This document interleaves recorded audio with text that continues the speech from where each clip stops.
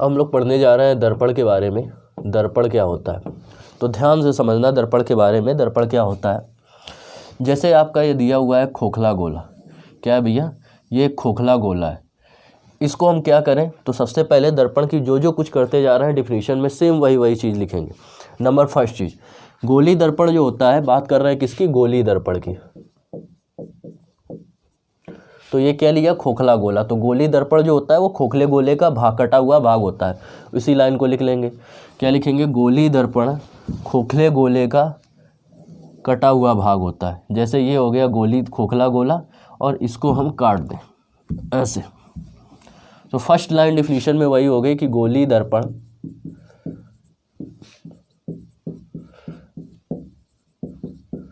खोखले गोले का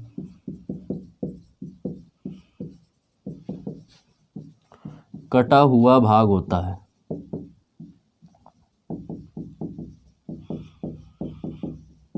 जैसा इसमें किया बस वही लिख दिया। अब इसके बाद क्या करेंगे, इसके एक तल पर, ये एक तल हुआ इसका, इसके एक तल पर पारे की कलई कर दी, या लाल ऑक्साइड का पेंट, या इस टाइप का ये वाला भाग है। अगर इस टाइप का हम लें गोले का भाग तो इस तरफ वाले में कर दें। ये क्या है, पारे की कलई अथवा लाल ऑक्साइड का पेंट। तो बस ये लिख देंगे, ये है पारे की कलई अथवा लाल ऑक्साइड का पेंट।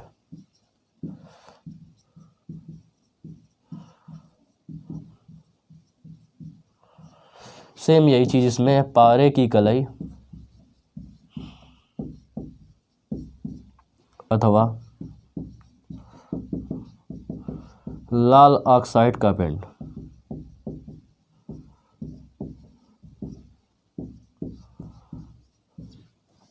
तो सबसे पहले क्या किया, गोले का कटा हुआ भाग था तो गोले को काट के बनाया गया। तो गोली दर्पण खोखले गोले का कटा हुआ भाग होता है, और जिसके एक तल पर क्या होती है, पारे की कलई अथवा लाल ऑक्साइड का पेंट होता है। जिसके एक तल पर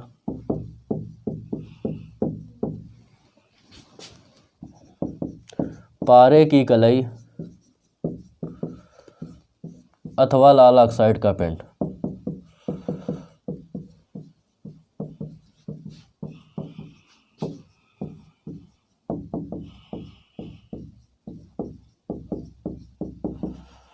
लाल ऑक्साइड का पेंट होता है। यही किया ना कि एक तब गोले, खोखली गोले का एक कटा हुआ भाग था, एक तल पर पारे की कलई अथवा लाल ऑक्साइड का पेंट कर दिया। और जो ये दूसरा तल होता है, इसका जो ये वाला तल है, इसको बोलते हैं परावर्तक तल।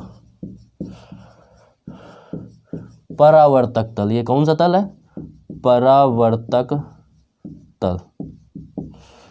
तो क्या होगा, इसके एक तल पर पारे की कलई अथवा लाल ऑक्साइड का पेंट कर देते हैं, तथा दूसरा तल क्या होता है, परावर्तक तल होता है। तथा दूसरा तल कैसा तल होता है, परावर्तक तल होता है।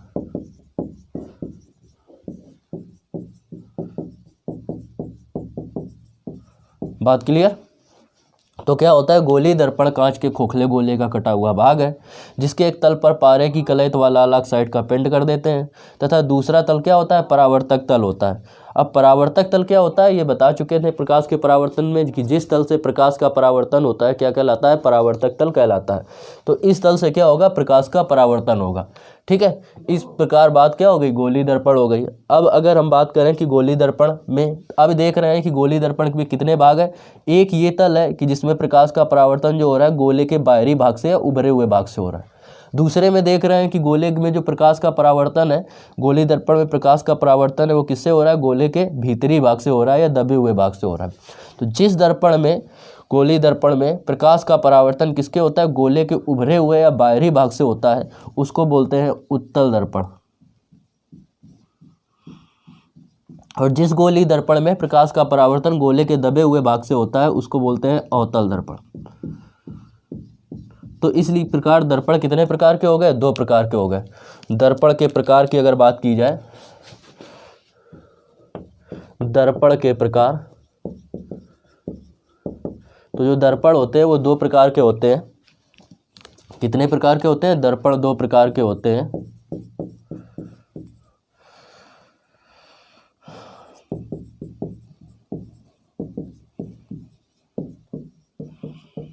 ये मुख्यतः दो प्रकार के होते हैं। वैसे तो एक समतल दर्पण भी होता है, तो दर्पण ये गोली दर्पण की बात कर रहा है, समतल दर्पण की नहीं है। गोली दर्पण जो की बात करें, दर्पण नहीं, ये क्या है, गोली दर्पण, गोली दर्पण के प्रकार। तो गोली दर्पण कितने प्रकार के होते हैं? दो प्रकार के होते हैं, दो प्रकार के। नंबर एक कौन सा आ गया? नंबर एक आ गया उत्तल दर्पण, और नंबर अगर दो की बात करें तो नंबर दो कौन सा है? अवतल दर्पण, अवतल दर्पण।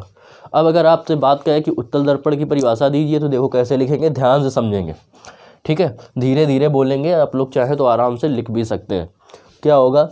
उत्तल दर्पण वह गोली दर्पण जिसमें प्रकाश का परावर्तन, ध्यान से समझना, वह गोली दर्पण जिसमें प्रकाश का परावर्तन गोले के बाहरी या उभरे हुए भाग से होता है। वह गोली दर्पण जिसमें प्रकाश का परावर्तन गोले के बाहरी भाग से होता है या उभरे हुए भाग से होता है, क्या कहलाता है? उत्तल दर्पण कहलाता है। यही अगर परिभाषा बात करें अवतल दर्पण की, तो अवतल दर्पण क्या होता है? वह गोली दर्पण जिसमें प्रकाश का परावर्तन गोले के दबे हुए भाग से हो रहा है या गोले के भीतरी भाग से होता है, क्या कहलाता है? अवतल दर्पण कहलाता है। तो इस प्रकार उत्तल दर्पण और अवतल दर्पण की भी परिभाषा आसानी से हम लोग लिख सकते हैं। स्क्रीनशॉट लेना चाहे ले सकते हैं आप लोग।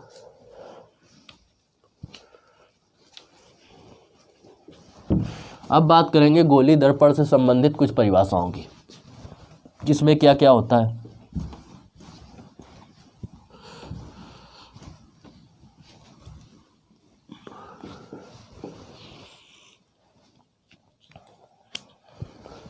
तो बात कर रहे हैं गोली,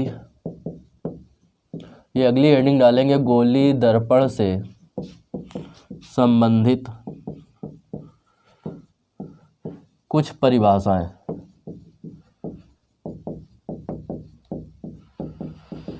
गोली दर्पण से संबंधित परिभाषाओं की बात करेंगे तो नंबर एक देखेंगे, पहले तो गोली दर्पण बना लेते हैं।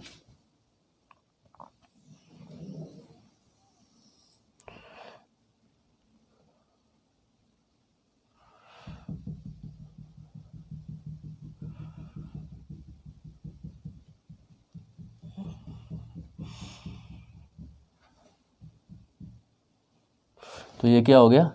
ये गोली दर्पण हो गया। कौन सा दर्पण दिख रहा है हमें? अगर इसमें इस तरफ भीतर साइड हम पा रहे कि कलय अथवा लाल ऑक्साइड का पेंट कर दें, तो क्या होगा? इसमें प्रकाश का परावर्तन किससे होगा? गोले के उभरे हुए भाग से। और जब गोले के उभरे हुए भाग से होगा तो ये कौन सा दर्पण है? उत्तल दर्पण है। कौन सा दर्पण है? उत्तल दर्पण है। इसके बाद दूसरा देखेंगे, इस प्रकार बना लिया गोला, ये खोखला गोला था, इसको हमने क्या किया? इस प्रकार इसको हमने हटा दिया, तो गोले का इतना भाग हम लोगों ने काट के निकाल लिया। और इस पर क्या किया? इसके दूसरी साइड पर, बाहरी साइड पर, इस पर क्या करेंगे? पारे की कलय अथवा लाल ऑक्साइड का पेंट कर देंगे।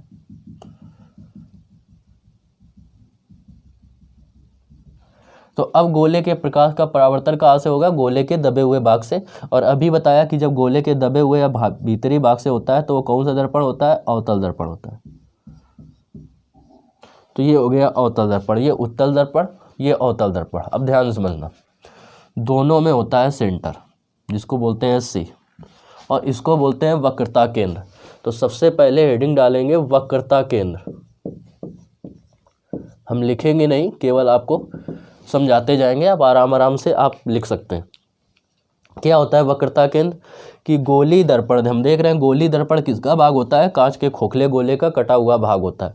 तो गोली दर्पण जिस खोखले गोले का कटा हुआ भाग होता है, ये गोली दर्पण जिस खोखले गोले का कटा हुआ भाग होता है, उस खोखले गोले का केंद्र क्या कहलाता है? वक्रता केंद्र कहलाता है। उस खोखले गोले का केंद्र क्या कहलाता है? ये वक्रता केंद्र कहलाता है।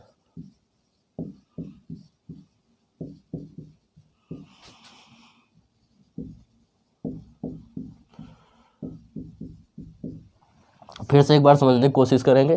गोली दर्पण जिस खोखले गोले का कटा हुआ भाग है, उस खोखले गोले का केंद्र गोली दर्पण का वक्रता केंद्र कहलाता है। इसे सी से प्रदर्शित करते हैं। अब ये तो बात हो गई किसकी, वक्रता केंद्र की। अब बात करते हैं दूसरी हेडिंग लिखेंगे तो लिखेंगे इसमें वक्रता त्रिज्या। वक्रता त्रिज्या सेम यही परिभाषा डिफिनीशन देंगे कि गोली दर्पण जिस खोखले गोले का कटा हुआ भाग है, गोली दर्पण जिस खोखले गोले का कटा हुआ भाग है, उस खोखले गोले की त्रिज्या, उस खोखले गोले की त्रिज्या क्या कहलाती है, गोली दर्पण की वक्रता त्रिज्या कहलाती है। सेम बिल्कुल जैसे वक्रता केंद्र था कि जे गोली दर्पण जिस खोखले गोले का कटा हुआ भाग है, उस खोखले गोले का केंद्र क्या कहलाता है, गोली दर्पण का वक्रता केंद्र कहलाता है। तो वक्रता त्रिज्या में क्या होगा, गोली दर्पण जिस खोखले गोले का कटा हुआ भाग है, उस खोखले गोले की त्रिज्या को क्या कहते हैं, गोली दर्पण की वक्रता त्रिज्या कहते हैं। बस क्लियर, समझ में आ रही। अब वक्रता त्रिज्या की बात करते हैं तो ये इसे किससे प्रदर्शित करेंगे, आर से प्रदर्शित करते हैं, स्मॉल आर से। ये क्या हो गई, वक्रता त्रिज्या हो गई।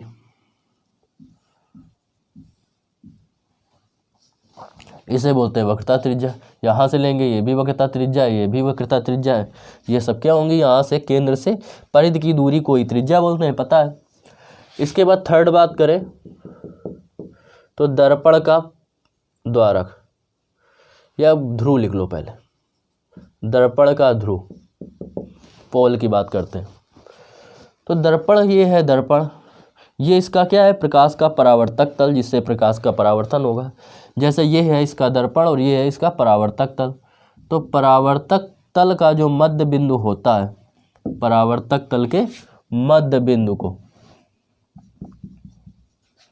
तो परावर्तक तल का जो मध्य बिंदु होता है उसे ही क्या बोलते हैं, दर्पण का द्वारक, दर्पण का ध्रुव कहते हैं। परावर्तक तल के, ध्यान से समझना आराम आराम से, यह क्या है, परावर्तक तल।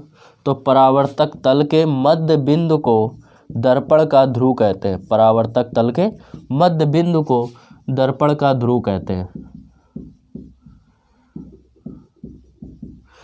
ये बात हो गई ध्रुव की। और इससे कैसे निरूपित करते हैं, पी से। पी का मतलब पोल, इसलिए इसको लिखते हैं पी से। अब बात करते हैं किसकी, दर्पण के द्वारक की।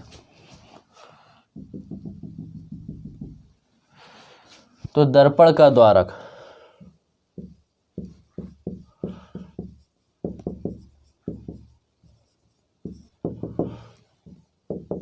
तो दर्पण का द्वारक क्या होता है, ये दर्पण का परावर्तक तल है, ये इसका व्यास है। तो दर्पण के परावर्तक तल के व्यास को, दर्पण के परावर्तक तल के व्यास को क्या कहते हैं, दर्पण का द्वारक कहते हैं। दर्पण के परावर्तक तल के व्यास को दर्पण का द्वारक कहते हैं। ये क्या है, M1 M2 इसका क्या है, परावर्तक तल का व्यास है, इसी को क्या कहते हैं, दर्पण का द्वारक कहते हैं। अब बात करते हैं मुख्य अक्ष की। तो मुख्य अक्ष क्या होता है, मुख्य अक्ष देखते हैं क्या है इसमें। तो ये दर्पण के ध्रुव से और दर्पण के वक्रता केंद्र को मिलाते हुए ऐसे रेखा खींचे। जैसे इसमें दर्पण के ध्रुव को और दर्पण के वक्रता केंद्र को मिलाती हुई रेखा खींचे, तो इसी रेखा को क्या बोलते हैं, मुख्य अक्ष कहते हैं।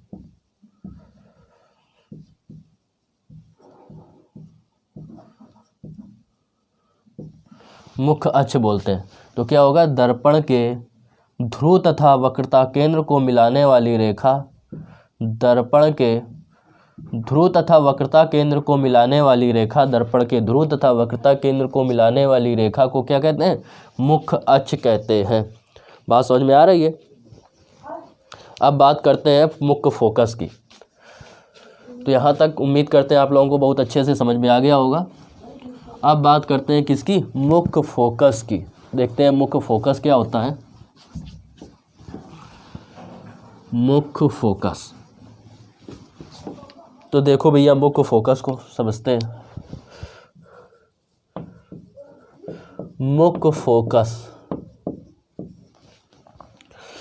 जैसे ये कौन सा दर्पण हो गया, अवतल दर्पण। क्यों अवतल दर्पण है, क्योंकि इसमें प्रकाश का परावर्तन कहाँ से होगा, गोले के भीतरी भाग से होगा। ये कौन सा दर्पण है, उत्तल दर्पण। क्यों उत्तल दर्पण है, क्योंकि इसमें जो प्रकाश का परावर्तन होगा वो गोले के कहाँ से होगा, बाहरी भाग से होगा। अब देखते हैं इसमें ऐसे एक रेखा, ये क्या हो गई, मुख्य अक्ष हो गई। ये जो हमने रेखा खींची, ये अगर ध्रुव है P, इधर कहीं होगा वक्रता केंद्र C, तो ये जो होगा ये है मुख्य अक्ष। इसमें इसी प्रकार खींचेंगे जब तो ये होगा मुख्य अक्ष, मुख्य अक्ष। यहाँ कहीं होगा केंद्र सी, ये हो गया ध्रुव पी। अब इसमें अगर हम मुख्य अक्ष के समांतर रेखाएं डालें, क्या करें, मुख्य अक्ष के समांतर रेखाएं डालें, इसमें भी सेम वही कंडीशन करें, मुख्य अक्ष के क्या करें, समांतर रेखाएं डालें।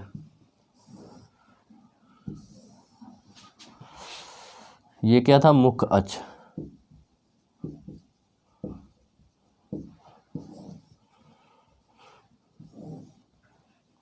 इस प्रकार समांतर रेखाएं डालें तो हम लोग देखते हैं क्या कि ये परावर्तन के पश्चात क्या होती है, अवतल दर्पण में किसी एक बिंदु से होके जाती हैं, मुख्य अक्ष के किसी एक बिंदु से होके जाती हैं। और उत्तल दर्पण में क्या होती हैं कि ये इस प्रकार परिवर्तित होती हैं बाहर की ओर।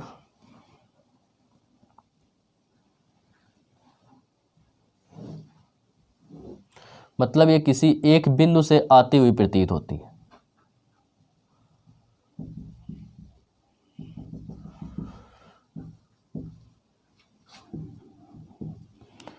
बात समझ में आ रही?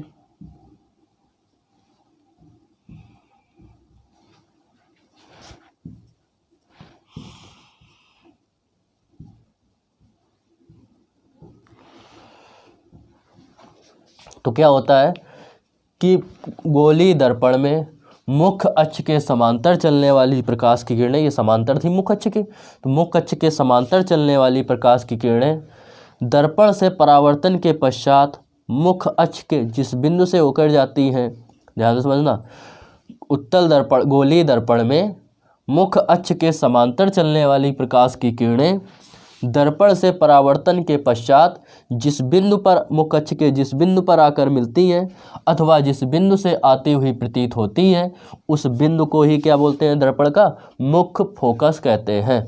दर्पण के मुख्य अक्ष के समांतर चलने वाली प्रकाश की किरणें दर्पण से परावर्तन के पश्चात मुख्य अक्ष के जिस बिंदु से होके जाती हैं अथवा जिस बिंदु से आती हुई प्रतीत होती हैं, ये ऐसा लग रहा है कि जैसे इस बिंदु से आ रही हैं, तो जिस बिंदु से आती हुई प्रतीत होती हैं उस बिंदु को दर्पण का क्या कहते हैं, मुख्य फोकस कहते हैं।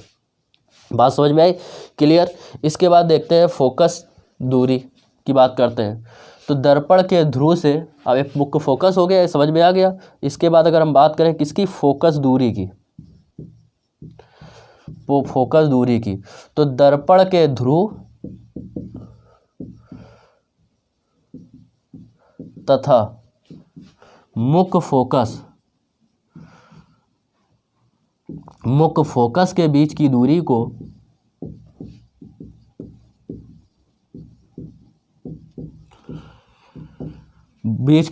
ही क्या कहते हैं, फोकस दूरी कहते हैं। दर्पण के ध्रुव तथा मुख्य फोकस के बीच की दूरी को ही क्या कहते हैं, फोकस दूरी कहते हैं। इसे किससे प्रदर्शित करते हैं, स्मॉल f से प्रदर्शित करते हैं। बहुत हम आराम से बोल रहे हैं, आप अगर लिखना चाहें तो आराम से वीडियो को रोक के, पहले बात तो वीडियो के साथ ही लिख सकते हैं, इतने स्लो बोल रहे हैं। लेकिन फिर भी अगर आप नहीं लिख पा रहे हैं तो वीडियो को रोक के आराम से क्या कर सकते हैं, पॉज करके आराम से लिख सकते हैं। तो ये हो गया फोकस दूरी। अब बात करते हैं अगला फोकस तल की।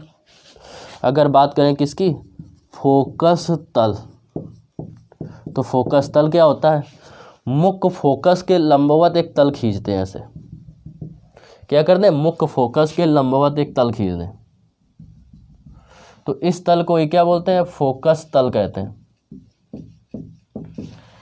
इसी को क्या बोलेंगे, फोकस तल कहते हैं। तो डिफिनीशन क्या होगी फोकस तल की, कि मुख्य अक्ष के लंबवत, मुख्य अक्ष के लंबवत मुख्य फोकस पर खींचा गया तल, मुख्य अक्ष ये है, इसके लंबवत ये तल खींचा जा रहा है, मुख्य अक्ष के लंबवत मुख्य फोकस पर खींचा गया तल क्या कहलाता है, फोकस तल कहलाता है। इस प्रकार फोकस, मुख्य फोकस आप समझ गए, फोकस दूरी समझ गए, और फोकस तल भी आप लोग आसानी से समझ गए। तो इस प्रकार ये हो गए गोलीय दर्पण।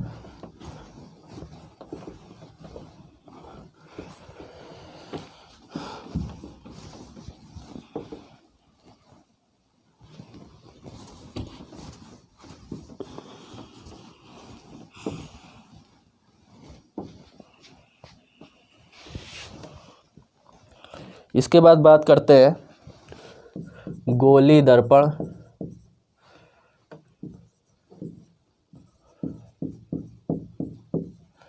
की फोकस दूरी तथा वक्रता त्रिज्या में संबंध।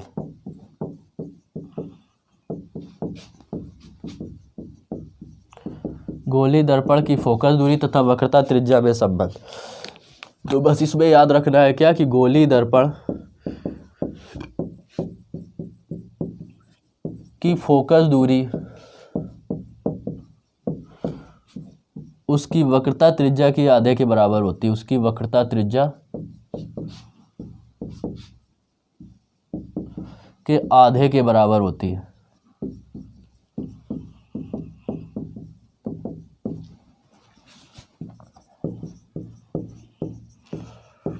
अर्थात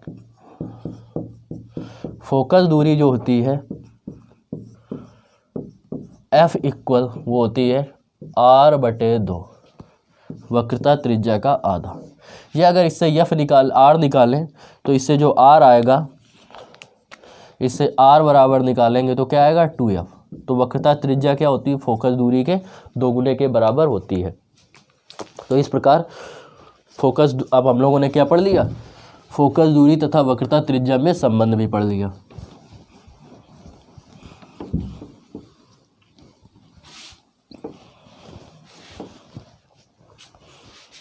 नेक्स्ट वीडियो में हम लोग पढ़ेंगे प्रतिबिंब का बनना, प्रतिबिंब कैसे बनते हैं, क्या क्या नियम होते हैं उसके, वस्तु कहाँ रखी होगी तो उसका प्रतिबिंब कहाँ बनेगा, उत्तल दर्पण में इनमें सब में पढ़ेंगे। फिर इसके बाद पढ़ेंगे इनके फार्मूला, UV तथा F में संबंध, वस्तु की फोकस दूरी, वस्तु की दूरी तथा प्रतिबिंब की दूरी में संबंध पढ़ेंगे।